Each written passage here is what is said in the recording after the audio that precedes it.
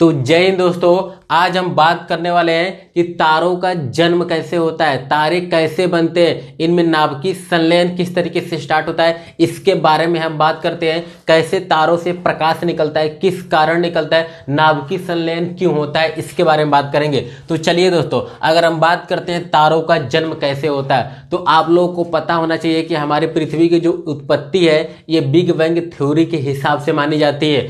तो big bang theory का अगर वीडियो देखना है तो हमारे लेक्चर में प्लेलिस्ट में जो है कि जियोग्राफी का पूरा सीरीज से एक एक वीडियो लगा हुआ है, आप जाकर के इसमें बिग बैंग थ्योरी को देख सकते हैं। ब्रह्मांड की उत्पत्ति किस तरीके से हो रही है, विस्तार रूप में आप पूरे वीडियो को देख सकते हैं। तो जब ब्रह्मांड की उत्पत्ति हुई थी उस समय बहुत बड़े बड़े हाइड्रोजन के बादल थे। क्या थे? बहुत बड़े बड़े, बहुत भारी मात्रा में जो हाइड्रोजन के बादल थे, ये क्या हुए, बहुत सारे हाइड्रोजन के बादल आपस में संघनित होकर के एक बड़े बादल का निर्माण किए। देखिए, जैसे मान लीजिए हमारे छोटे छोटे बादल हैं, क्या है, ये छोटे छोटे बादल हैं, ये संघनित हो गए। क्या हो गए? संघनित हो रहे हैं। ध्यान से समझिएगा, क्या हो रहे हैं, ये छोटे छोटे बादल संघनित हो रहे हैं। क्या हो रहे हैं? संघनित हो रहे हैं, और संघनित होने के कारण पास में आएंगे तो एक बड़े बादल का निर्माण करेंगे। मान लीजिए इन्होंने क्या किया, एक बड़े बादल का निर्माण कर लिया। अब देखिए, ये छोटे छोटे बादल संघनित होकर के किसके कारण, गुरुत्वाकर्षण बल के कारण एक बड़े बादल के रूप में परिवर्तन हो गए। अब ये बड़े बादल और भी ज्यादा संघनित हो गए। क्या हुए?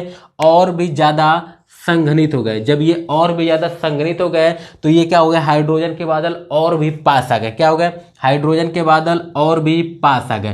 तो ये कुछ इस तरीके का रूप ले लिए। अब देखिए, यहाँ पे जो हाइड्रोजन के बादल है इनको एक नाम दिया जाता है। क्या नाम दिया जाता है? एक नाम दिया जाता है, और इस हाइड्रोजन के बादल को बोला जाता है स्टेलर नेबुला का नाम दिया जाता है। क्या नाम दिया जाता है? हमारे पेपर में क्वेश्चन पूछता है कि हाइड्रोजन के बादल को किस नाम से जाना जाता है, तो हाइड्रोजन के बादल जो है उनको स्टेलर नेबुला के नाम से जाना जाता है। किस नाम से?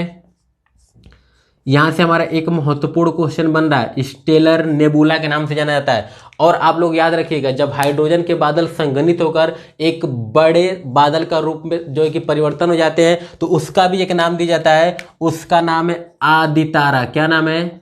आदि तारा का नाम दिया जाता है। और जब बादल और भी ज्यादा संघनित हो जाता है, हाइड्रोजन के बड़े बादल जब और भी ज्यादा संघनित हो जाते हैं, उससे भी नाम दिया जाता है, और उससे नाम दिया जाता है भ्रूण तारा। क्या नाम दिया जाता है? भ्रूण तारा। याद रखिएगा, आप यहां से हमारे पेपर में पूछ सकता है कि भ्रूण तारे की स्थिति क्या होती है। चलिए, और जब ये बादल जब और भी ज्यादा संघनित होता है, क्या होता है, और भी ज्यादा संघनित होता है, जिसके वजह से हाइड्रोजन की टक्करों की संख्या बढ़ जाती है। ध्यान से समझिएगा आप, जब हाइड्रोजन के कण आपस में क्या होंगे, संघनित होंगे, तो उनके बीच की टक्करों की संख्या बढ़ेगी। टक्करों की संख्या बढ़ेगी कि नहीं बढ़ेगी? बढ़ेगी। क्यों? क्योंकि वो संघनित होते जा रहे हैं, पास पास होते जाते रहे, तो उनके बीच की दूरियां घटेगी तो टक्करों की संख्या बढ़ेगी। जब टक्करों की संख्या बढ़ेगी तो वहां टेम्परेचर बढ़ेगा, यानी कि वहां ऊष्मा बढ़ेगा, जिसके कारण क्या होगा, यहाँ पे नाभिकीय संलयन स्टार्ट हो जाएगा। क्या हो जाएगा? नाभिकीय संलयन स्टार्ट हो जाएगा। यानी कि इस भ्रूण तारे में जैसे ही नाभिकीय संलयन होगा, यानी कि जैसे ही हाइड्रोजन हीलियम में कन्वर्ट होना स्टार्ट हो जाएगा, क्या हो जाएगा, ये हाइड्रोजन किस में कन्वर्ट हो जाएगा, हीलियम में स्टार्ट होने लगेगा कन्वर्ट होना। और जैसे ही हीलियम में कन्वर्ट होना स्टार्ट होगा तो इसे हम क्या नाम देते हैं, जब हाइड्रोजन हीलियम में कन्वर्ट होता है तो हम उसको नाम देते हैं नाभिकीय संलयन। क्या नाम देते हैं? नाभिकीय संलयन। ध्यान से समझिएगा दोस्तों, नाभिकीय संलयन। और कहीं पे भी अगर नाभिकीय संलयन होगा या फिर नाभिकीय विखंडन होगा, या तो नाभिकीय संलयन या नाभिकीय विखंडन, इन दोनों स्थितियों में आपात मात्रा में ऊर्जा बाहर निकलती है। क्या होती है? आपात मात्रा में ऊर्जा बाहर निकलती है, यानी कि यहां से ऊष्मा बाहर निकलती है। प्रकाश ऊर्जा के बारे में या फिर ऊष्मीय ऊर्जा के बारे में ये बाहर निकलते हैं। और जैसे ही यहाँ पे नाभिकीय संलयन स्टार्ट होगा, इसमें खुद का प्रकाश हो जाएगा, ऊर्जा हो जाएगा, यानी कि तापमान हो जाएगा।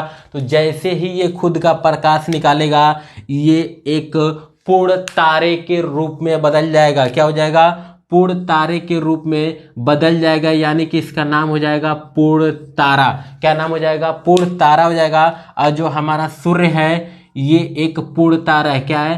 ये एक पूर्ण तारा है। और कैसा तारा है? ये एक पीला तारा है। ध्यान रखिएगा आप लोग कि रंगों के आधार पर तारों को कई भागों में बांटा जाता है। तो हमारे पिछले वीडियो में जो हमने बनाया है तारों के जन्म के बारे में बिल्कुल विस्तार रूप से वीडियो, आप उसको देख सकते हैं, जो कि नीले तारे के नाम से, सफेद तारे के नाम से, नारंगी तारा होता है, लाल तारा होता है, पीला तारा होता है। तो इनकी आयु के अवस्था के हिसाब से इनके रंग भी बदलते रहते हैं। तो चलिए दोस्तों, अगर हम सूर्य की उत्पत्ति के बारे में बात कर लेते हैं तो हमारे सूर्य की उत्पत्ति कब हुई थी आप कमेंट में बताइएगा। चलिए मैं बता के जा रहा हूँ, नहीं तो कहेंगे सर आपने बताया नहीं। तो आप याद रखिएगा, आज से लगभग क्या 10 अरब साल सही है? नहीं, 10 अरब साल बिल्कुल भी नहीं सही है। क्यों? क्योंकि जो एक पूर्ण तारे की जो अवधि होती है वो 10 अरब साल होती है। कितनी पूर्ण अवधि होती है? वो 10 अरब साल होती है। और हमारे सूर्य की अगर आयु की बात करें तो इसकी आयु लगभग 4.6 अरब साल है। कितना है? 4.6 अरब साल है। तो दोस्तों यहाँ से हमारे कई सारे क्वेश्चन हमारे कवर हो रहे हैं। तो दोस्तों आप लोगों को वीडियो कैसा लगा कमेंट में बताइएगा। और हाँ, चैनल को जरूर सब्सक्राइब कीजिएगा ताकि जब भी मैं वीडियो अपलोड करूँ सबसे पहले नोटिफिकेशन आपके पास जाए। तो चलिए दोस्तों, जय हिंद।